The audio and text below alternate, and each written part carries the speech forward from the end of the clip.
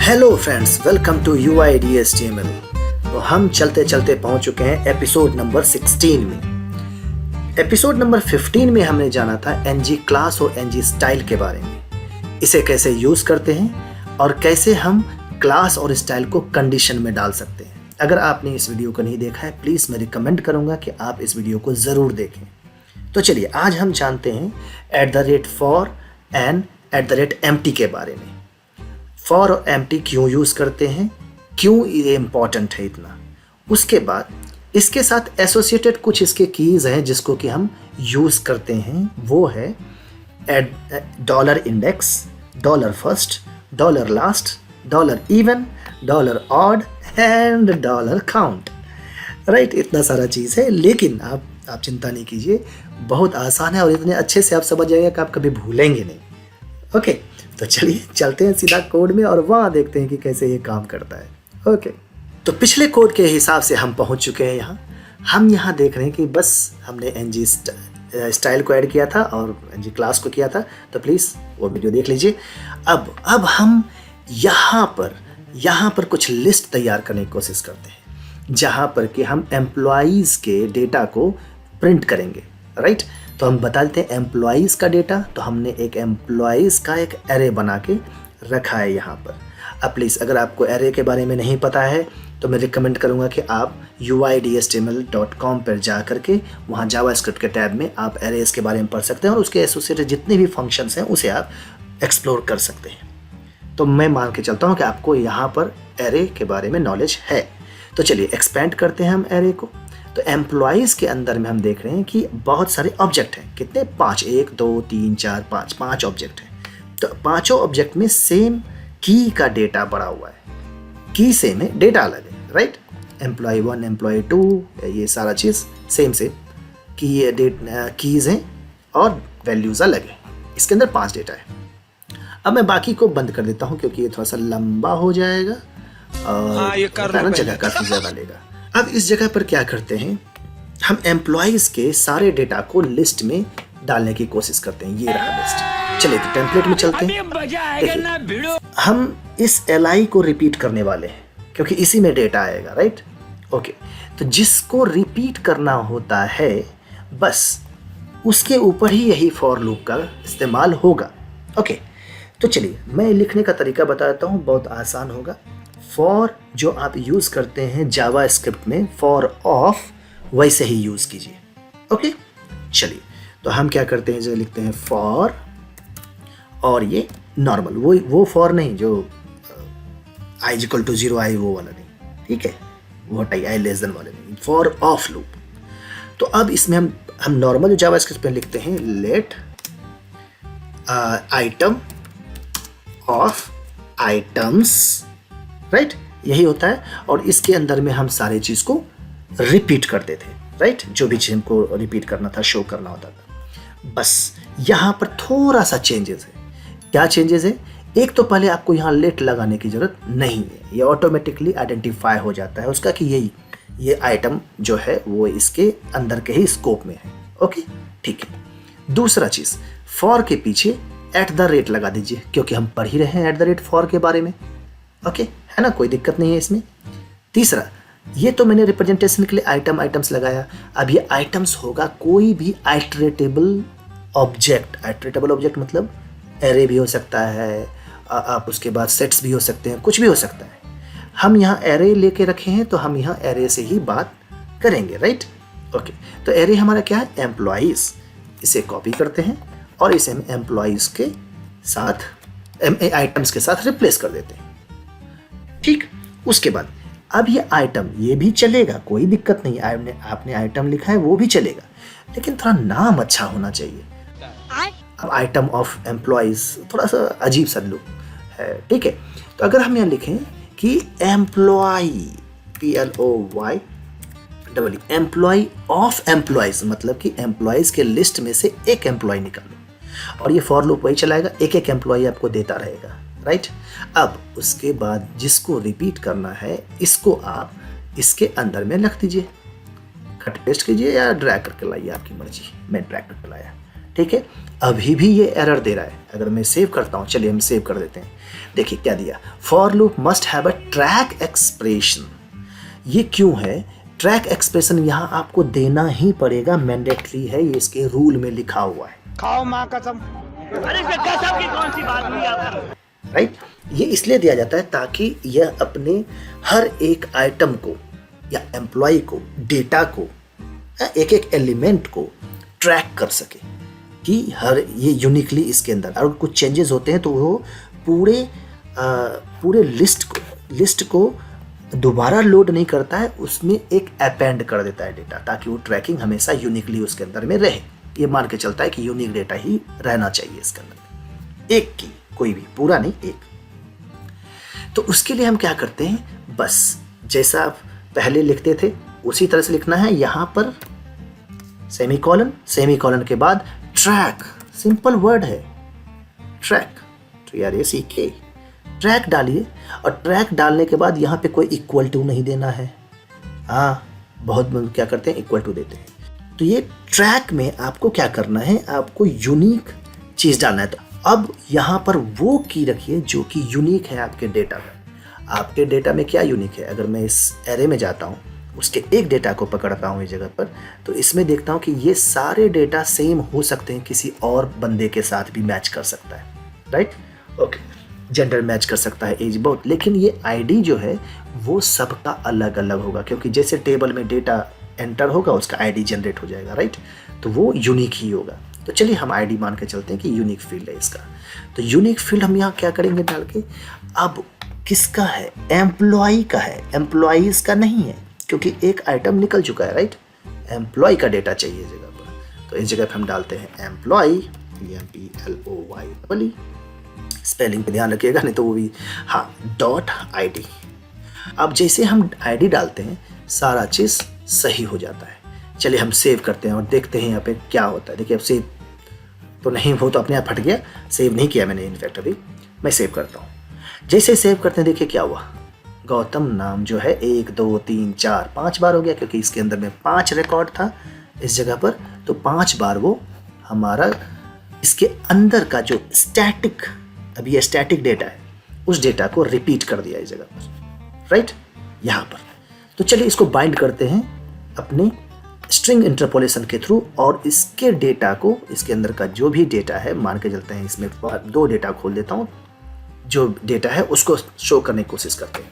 मैं क्या करता हूँ, इसके डेटा को फर्स्ट नेम और लास्ट नेम को शो करने की कोशिश करते हैं। बस ठीक है, यहाँ पे जाते हैं, इसको हटाते हैं और यहाँ पे स्ट्रिंग इंटरपोलेशन डाल देते हैं।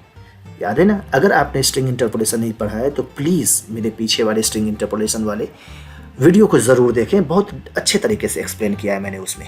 ओके, तो स्ट्रिंग इंटरपोलेशन में क्या करते हैं, अब आपके पास एक ऐसा डेटा दे दिया गया है जिसमें कि ये पूरा डेटा आता है, एक एक ऑब्जेक्ट का पूरा डेटा आता है।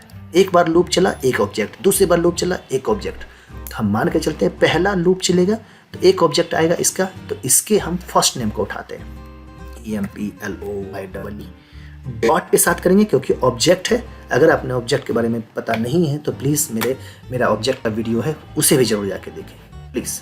तो एम्प्लॉय डॉट क्या, देखिए वहाँ पे इंटेलिजेंस बता दिया इस जगह पर कि आपके इस एम्प्लॉय के अंदर में क्या क्या कीज़ है। तो आते हैं यहाँ पर फर्स्ट नेम, ओके, और लास्ट नेम। तो मैं यहाँ थोड़ा स्पेस दे देता हूँ और इसके अंदर में वही स्ट्रिंग इंटरपोलेशन के अंदर एम्प्लॉय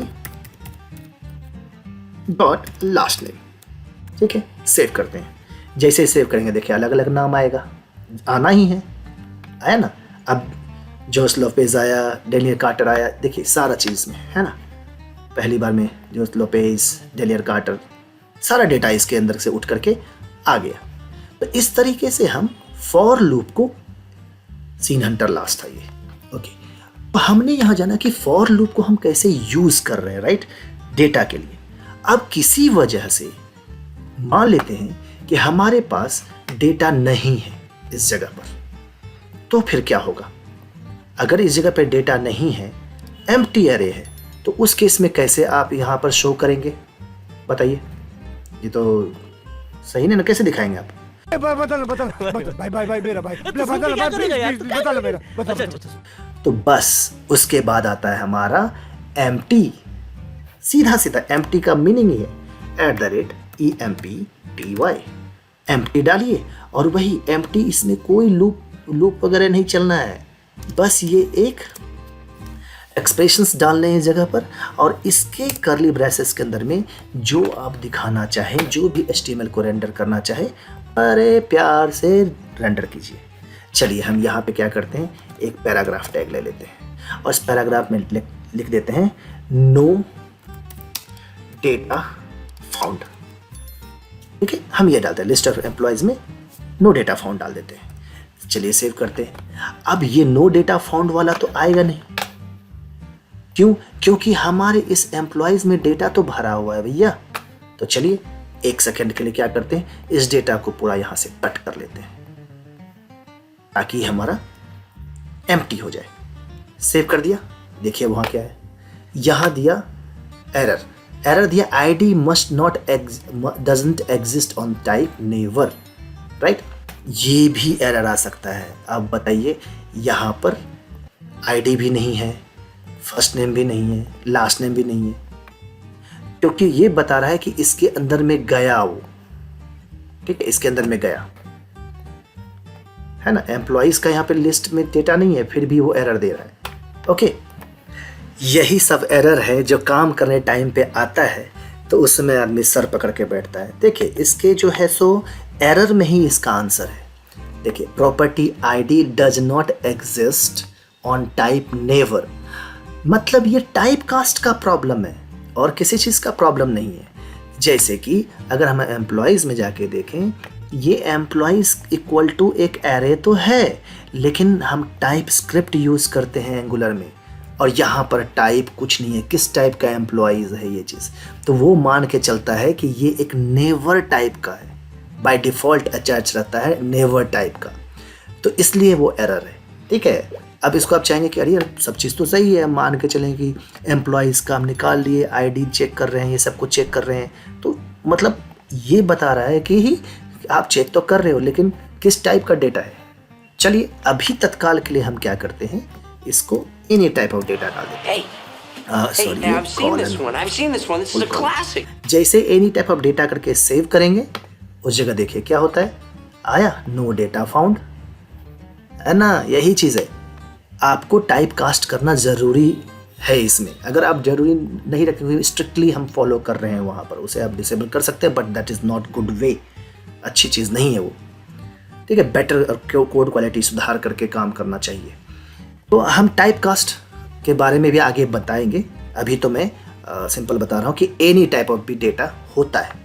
ठीक है, अब इतना मान, अगर किसी टाइप का डेटा इसके अंदर में, जैसे कि इससे पहले था ID नेम फर्स्ट नेम था, वो एक टाइप था उसका। इंटरफेस और टाइप्स के बारे में जानेंगे, तो अभी ए नहीं मान के चलिए। तो देखिए यहाँ पर आ गया ना, नो डेटा फाउंड।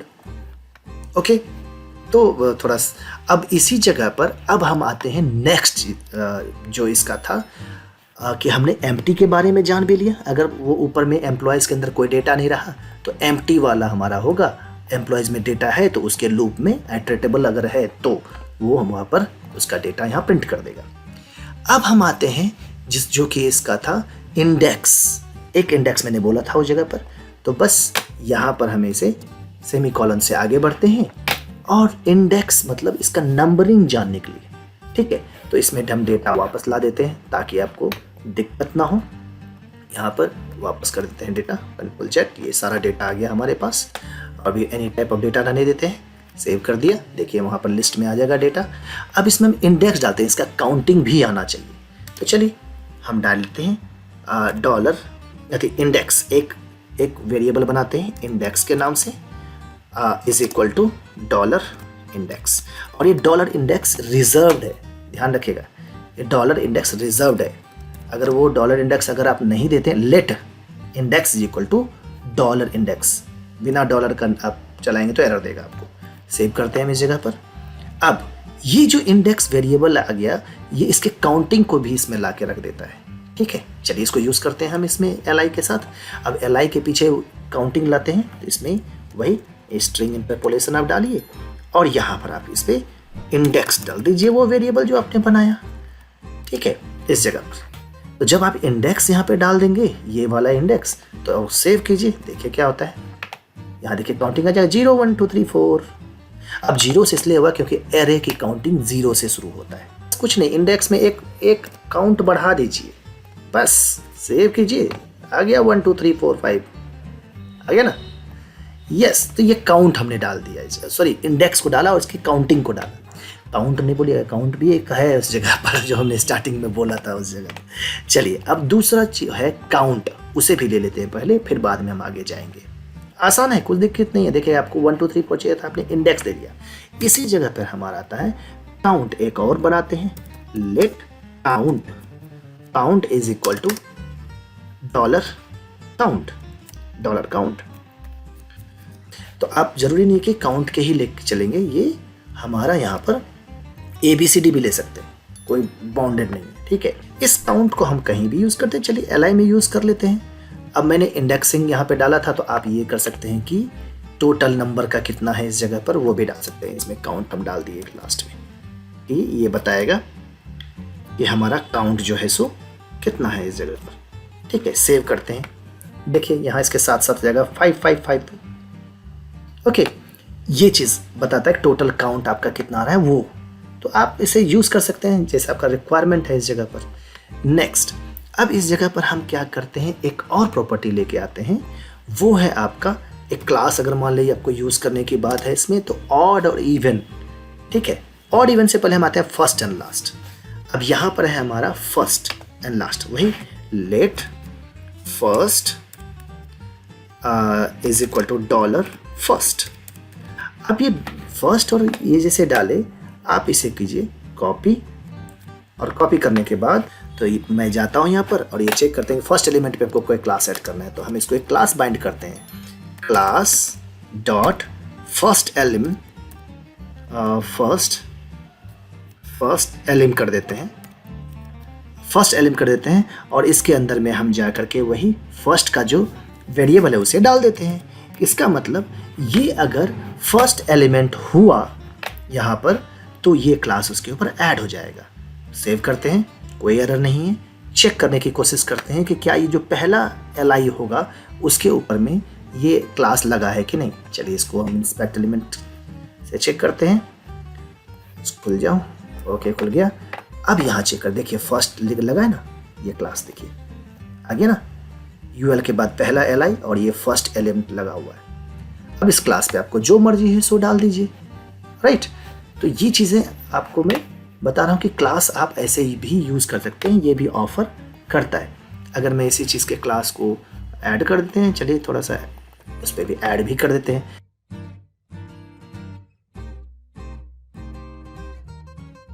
सेव कर लेते हैं, ठीक है। जैसे सेव करते हैं देखिए ये कलर ब्लू हो जाएगा, हो गया ब्लू, इसका मतलब उसके ऊपर फर्स्ट क्लास लगा पड़ा है। सेम अब अगर आप इसको हमें लास्ट कर देता हूं,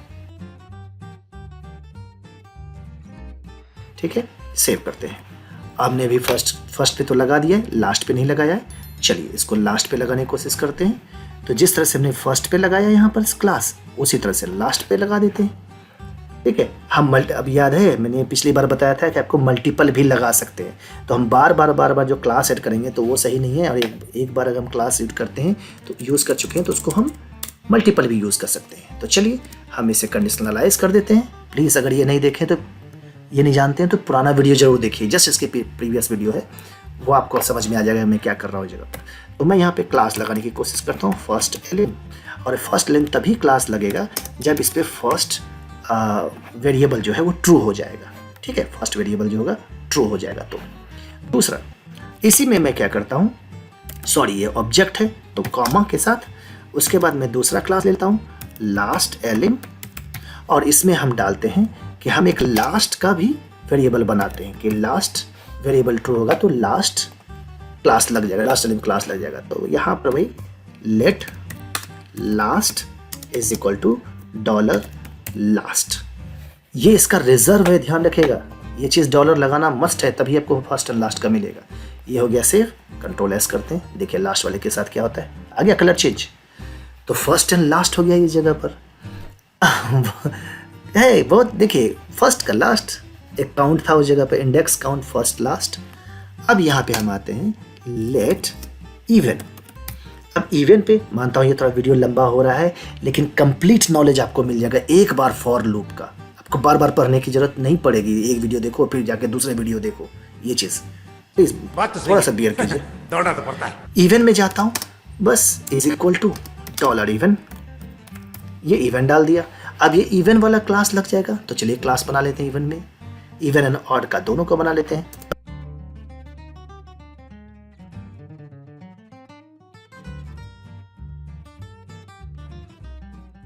ये लास्ट एलिन था, फिर इसको कॉमा डाल दीजिए। इसको हम करते हैं एक और ऑड एलिन। ऑड एलिन में जाकर के हम डाल देते हैं ऑड वेरिएबल, और उसी जगह पर हमने ऑड का बनाया है, जगह पे नहीं, हमने इवन का बनाया है सिर्फ अभी। तो इसी तरह से हम ऑड का ही बनाते हैं। Let odd is equal to dollar odd. अब ये ऑड का हमारा इस जगह पे आ चुका है। सेव करते हैं, देखते हैं ऑड का चेंज होता है कि नहीं। देखिए ऑड का चेंज हो गया।